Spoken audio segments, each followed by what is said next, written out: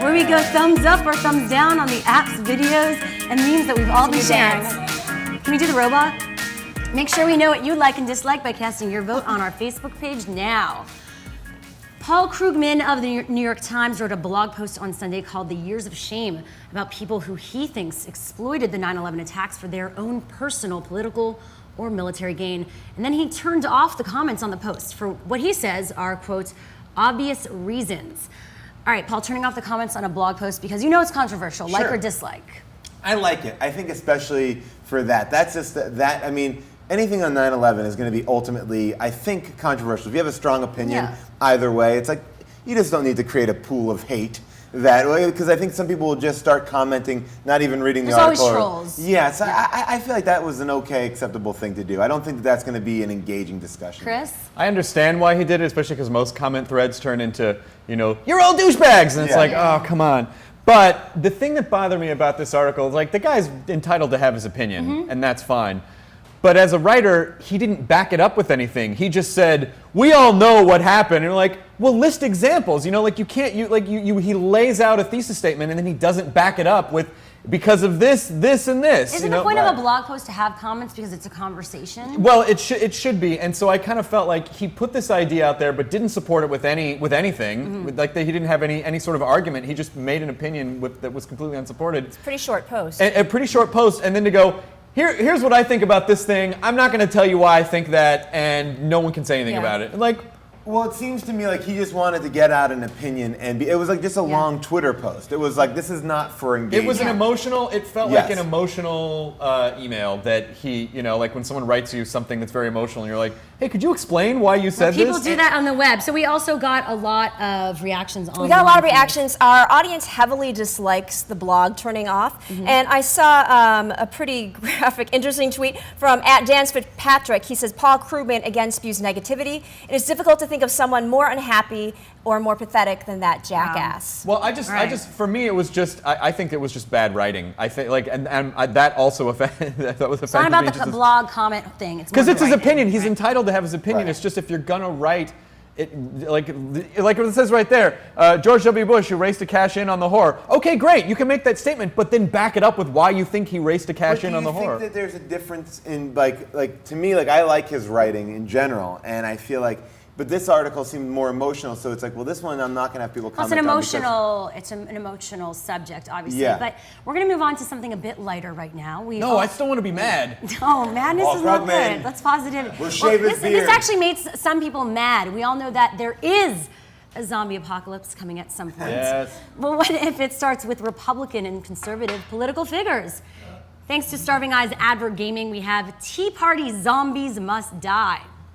The new game allows players to use various firearms and even a crowbar to take out zombie versions of notable right-wingers, including Michelle Bachmann, Rick Santorum, and even Bill O'Reilly. So first off, Melissa. So as you can imagine, the conversation online about this has been pretty controversial, but, you know, our audience heavily likes it. They enjoy the game. We've got a lot of liberals out there.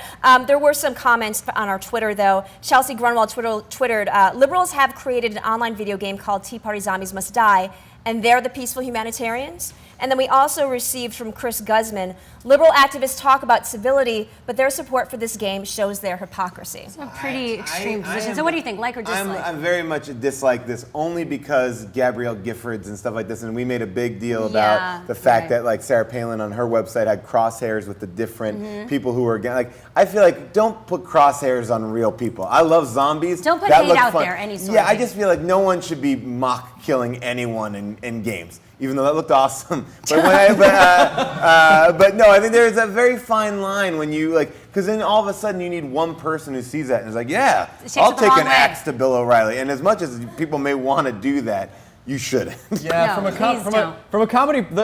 a conceptual standpoint, it's a funny idea. Like, oh, you're shooting zombies.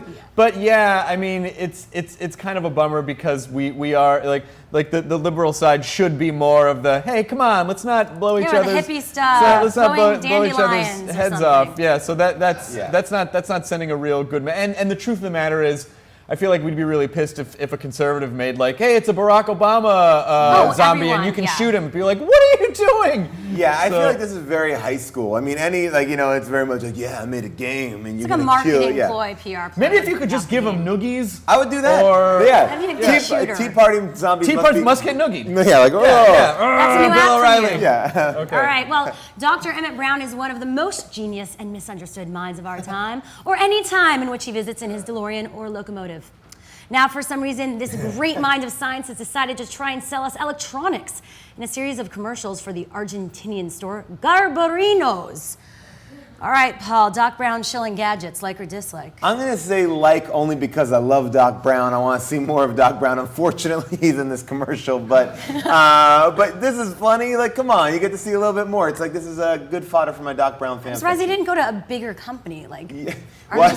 This is probably he probably did it because it's money. In the old days before the internet, celebrities would do the most famous celebrities would do commercials in Japan and they'd make a ton of money. Yeah, actually, you're right. Nick Cage Japanese commercial. Blow George your mind. Clooney. I don't know. Tom Cruise, I don't know all why of them. this. I don't know why this is a big deal. It's like Back to the Future is one of my favorite movies of all time. Explosions? Well, Maybe because because Back to he's the working with Future, plutonium. because it's from the Plutonium 80s. experiment. Back to the Future is one of my favorite movies of all time. But it's like Christopher Lloyd. Like, why can't he go work in another country? And if the studio's okay with it, like, I don't know what the big deal. Like, hey, here's the thing, nerds. You don't have to watch it. You don't even have to go to But Argentina. it's so hard when it's on my computer. But to me, it's also like it's fun to see Doc. I mean, like you should be as offended about the El Back to the futuro Future. Yeah. está en Garbarino. Barbarino. Does this Yeah. flux your capacitor? It does not flux my capacitor, No, which makes time travel possible. Let Christopher Lloyd go buy a house. This house was burnt down in the fires that happened here, okay, and yeah. like he needs give this man money. He's So I given us years want of some entertainment. online chatter from Melissa. Online chatter, I mean, it's heavy likes, no surprises there. Everybody loves Christopher Lloyd, Dr. Emmett Brown. There isn't that much controversy around this. I mean, from the Nike shoes to the Back to the Future Back video to the motif, Future is everybody's back. loving this. Yeah, Back To the future. Yeah. Back to the Future and the present. It's almost 2015, which is where Marty We went need to- hoverboards Holy here. moly. Can I bring up something that really bugs me about What? these Back to the Future shoes? I think it's amazing. All this money's going to They're not charity. lacing. They're not self-lacing. I know. That's the problem. I told someone, Yeah. I was like, I would spend $10,000 on a pair of auto-lacing shoes Yeah. to go to give it to money to That's charity. the whole thing. They They're are not- self-lacing those shoes out there. Have you seen those? But they have a big motor on Yeah, the you gotta back. go like that. Motor. Yeah, I Yeah. know. They do. They have a motor on the back. They have like a No, little, yeah, this no. is for $40,000. I want them to self-lace. Well, Yeah. I just want them to glow. Yep. Like a LA. Yeah, We've we've covered lights and shoes. Like, Yeah, we got we've that got that. down. We got it. Well, you Yeah. guys, thanks so much for your nerd insights. Thanks, Please, Sheila thank you Lazar. so Thanks, much. Melissa. Thanks for being here and making it. And of course, you can check out Chris Hardwick on Twitter at Nerdist. Mm-hmm. Also go to nerdist.com. Find out about all things Paul Scheer at Paul Scheer on Twitter, paulscheer.com. And keep letting us know your thoughts and questions by tweeting us at What's Trending using hashtag WTLive.